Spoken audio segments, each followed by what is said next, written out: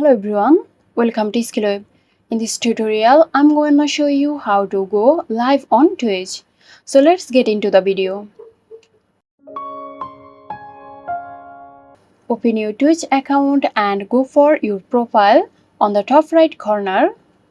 And now simply go for settings. Now over here click on channel and videos.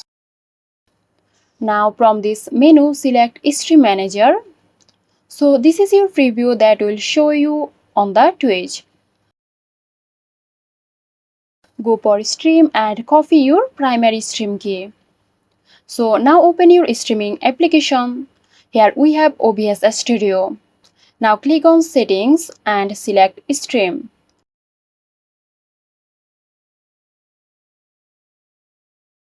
Click on stream key and simply paste your key here.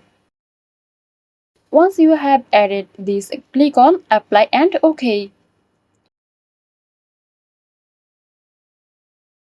Now that's it, we are on a live. Hope this video helped you out.